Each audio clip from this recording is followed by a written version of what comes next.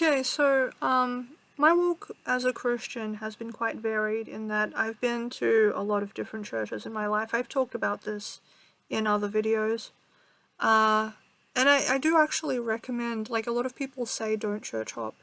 And, I mean, if you find a church that is sound, where the people are not constantly attacking you to the extent where you can't even function as a follower of God, if you find a healthy environment for yourself, stay there, by all means. But if you do find yourself bouncing around, I think it's actually a good thing, because it gives you a chance to see how culturally and theologically and experientially different churches can be from one another, and it can give you the ability to find one where you actually fit and where you're actually able to serve and function at your best capacity as a Christian. Now, my walk started out in the Reformist Church, which is, now that back when I was growing up, I thought it was the best denomination. I thought, we had the best theology, we were the most truthful, we were the most honest, we were the most, engaged with reality.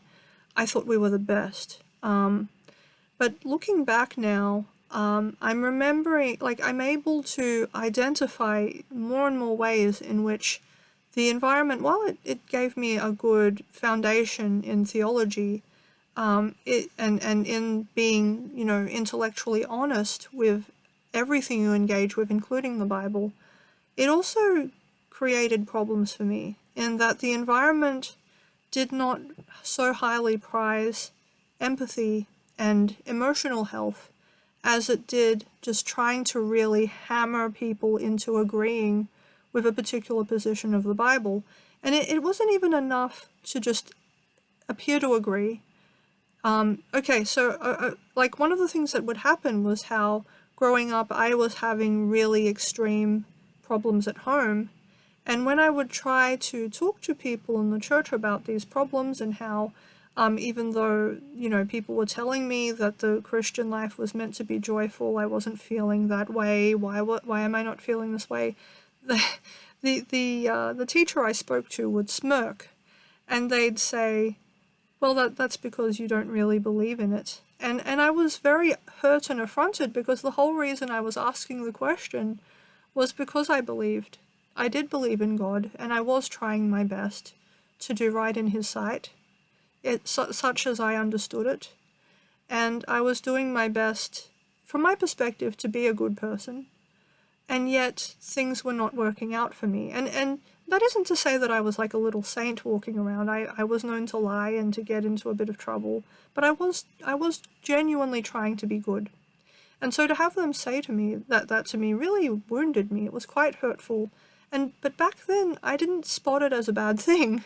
I actually thought that teaching people about the Bible was supposed to hurt, that you were supposed to make them unhappy and uncomfortable, and that you were supposed to, instead of acknowledging their pain in life, make them feel bad about feeling it, make them feel bad about talking about it, because, and accuse them of having a lack of faith, and, to just accuse. And, I used to think that I was unique in that behavior, that I was unique in that attitude of, oh, you're finding the Christian life difficult? Well, the fault is all yours. That attitude, it's unfortunately still really common in churches. It's not unilateral, but it is unfortunately common, particularly amongst the people who would try to claim that they are the real Christians. Particularly amongst people who are somewhat high in leadership, they'll have this attitude of, what, you don't go to church every Sunday? Well, what does that say about you? As if your walk as a Christian is really about trying to prove that you are a Christian to other Christians, rather than just serving God as best as you can. Does that make sense to you? Because it doesn't make sense to me, and, the Bible doesn't back it up. If you've watched the video, which should be uploading as I say all of this, you'll see that God isn't like that, that God doesn't actually want people judging each other. If you sit and read You know, and that's the thing, a lot of these sorts of Christians, as soon as you say, but doesn't the Bible say don't judge each other, they'll be quick and ready with some other verse they can throw at you to say that they can judge people as much as they want, even though Bible verses don't work that way. You can't use one verse to contradict another verse. Either they're all true or none of them are. And so it is important to look at the context of those verses. And, yeah, a lot of people, when they want to talk about, when they want to judge each other and use the Bible as an excuse, ironically, they'll probably quote something like Romans chapter 14, the first part of it, where it talks about how humans will one day judge the world and judge the angels, and they'll somehow leap from there to saying, so that means we should judge now, even though it's not worded as something we're meant to do right now. It's worded as something we're meant to do later, probably at the end of the world when, everything's settled. And even then, I would question the idea that judgment in that context necessarily means looking for ways to accuse these people, because if you stop and think about it, accusations and judgments aren't even the same thing, because to judge people, okay, supposing you're a judge at a food contest, the fact that you're a judge implies that some of the food will be capable of doing right in your sight. That's not even what goes on in churches. What they do is they sometimes will go a step further and they will accuse. And what accuse means is that they are looking, it's a witch hunt. They are looking for reasons to say that you are a bad person, that you aren't doing good enough, that you aren't trying hard enough, that you're just bad. And, I used to leave churches wondering why I felt so terrible, why my faith wasn't providing me with any kind of emotional strength, even though so many people would say that becoming a Christian gave them a sense of peace and fulfillment. And I wondered why I wasn't finding Christianity fulfilling, when the truth is that nobody had taught me any way of feeling fulfilled by it. And in fact, they were teaching me a lot of things that took me further away from being able to access that, precisely because they were so intent on just accusing me, to the point where, again, every time I'd be going to church with these people and sitting in a Bible study with them, it would quickly evolve from being about rightly understanding the text to being about how can we accuse people? How can we make people feel like they're not doing enough? When the gospel itself teaches that actually you're not saved by your actions, and that your actions can actually never be enough to save you, and that actually your salvation is a free gift from Jesus. How do you get from, the very reassuring message that it doesn't all hinge upon you, that it's a free gift from Jesus who loves you, and wants you to be happy, and to live the best life you can, to being this miasma of guilt and pain that you find when you go into a church. And, I would be lying if I said that I have perfectly overcome this problem. But we can look at the Bible, and I'm not going to look up the specific verses because you can look them up. You can Google for them. But there are verses of the Bible that tell us that churches will sometimes include busybodies and people who outwardly seem really, really Christian, seem like great teachers, but when you get a little closer, you find that they are actually quote-unquote ravenous wolves, that there are verses where Jesus warned people about the yeast of the Pharisees. He didn't say to unilaterally ignore the Pharisees, because there were times when the Pharisees would be teaching something good and true, and at those times it was right to listen to them, but he still said, beware the yeast of the Pharisees. Now, bewaring the yeast was a sort of indirect way for Jesus to say, look out for times when they are teaching something that isn't true. Look out for times when they are teaching something false and hypocritical and wrong. And, I feel like he might have chosen the analogy of yeast precisely because once you get yeast into something, it's very hard to get that yeast out again without destroying the whole thing. It's how would you extract the yeast from a loaf of bread without totally destroying the loaf of bread? I don't think you can. And I think it is because if the yeast takes root in your life, okay, women who have struggled with really bad yeast infections will also tell you, how do you get it out of a person? It's really hard. It's really hard to do that. And so I think it actually is worth your while to, when you enter a church, take everything you hear with a grain of salt.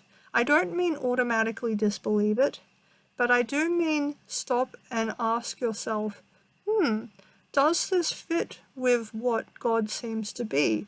Do the attitudes of this person who's trying to get me to accept them as this infallible religious leader, do their attitudes actually seem godly? Do their priorities seem to align with the teachings of the Bible? And it's sadly the case that a lot of the times when you're dealing with other Christians, that won't be the case.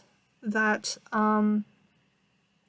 what you'll find instead is that there will be a lot of people who it's very hard to find a church where there's no hostile people, unfortunately. And as in business, it is in the church where for some reason sociopaths manage to climb the ranks a little more easily than people who have a lot of heart and take doing the right thing very seriously. And I think it is because, if you Google for it, there are explanations for why sociopaths tend to seem to always end up in positions of leadership. And, that's a different matter. But my point is that it is possible for you to question what you're seeing in churches, hearing in churches, without actually being any less Christian for having done this. And in fact, I would argue that it's actually more Christian for you to be asking these questions. It's actually more Christian for you to be taking the moment to say, hang on, this person's accusations, just because they're accusing me in the name of God, just because they're trying to make me feel bad about my choices in the name of God, it doesn't necessarily mean that God is in agreement with this person. And, this might seem very simplistic and childish and shocking that a woman at my age would struggle to really accept that. But when you consider that there are so many people out there who are so clever and careful at not only pretending to be Christians when they don't actually exhibit any of the attitudes you would find in an average Christian. They don't seem to have any sense of empathy. They don't seem to have any problem with lying as soon as they're not getting what they want. They don't seem to have any problem with, being mean and judgmental and scowling towards people. They don't seem to have any problem with taking their personal problems out on the people around them. You would think that no one would ever be tricked into believing that such a person is a Christian, and yet these people consistently couch themselves within Christian communities and exert what seems to really be a disproportionate amount of power. And a lot of it will be because they'll do things like attending theological courses at Bible colleges. They'll do things like getting really, really well read on some particular form of theology or a particular Christian author who's really trendy at the time, or they'll get really good at knowing the Bible inside and out, and ironically, in the process, completely miss its meaning and purpose. They seem to be very good at reading the Bible, and I think what it is that they go through the Bible and they're just like, oh, it's saying not to lie. I know somebody who lies way more than I do, therefore I don't have to worry about this. They're giving themselves a lot of excuses to just not even try to be a nice person, to not even try to be empathetic. And in fact, if you go up to some of these people and say to them, Why are you so heartless? Why are you so devoid of empathy? Why are you so ruthless and cruel in how you treat other people? Why are you okay with lying at the same time that you will lie to another person's face and then smirk at them for being fooled? Why are you like this? And bizarrely, they will be able to, if they don't just keep lying and saying, oh no, I didn't do that, even though you saw them do it right in front of you, they will be very good at pulling out Bible verses and reading them out of context to mean that what they do is okay. And one of the common ones, I've already mentioned the one about how they try to claim that it's okay for them to be judgmental.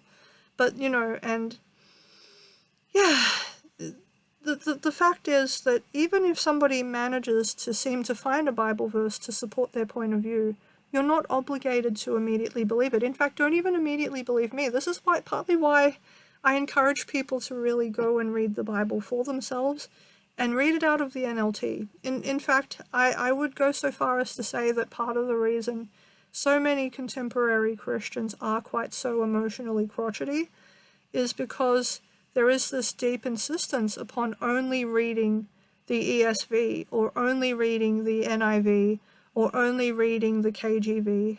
And, all these very specific versions of the Bible where it's either not in contemporary English, so it's very difficult for you to understand by yourself and therefore very easy for a false religious leader to swoop in and really warp your understanding of the Bible, or the language used is very clinical and technically correct, but it doesn't give you an accurate picture of what is actually meant. I would compare it to the WebMD of Bibles, as in it's like when you've got a little symptom, so you go online looking for a bit of reassurance about trying to find a web source that'll tell you, oh, you're probably fine. That headache is probably just because you're a little dehydrated or something.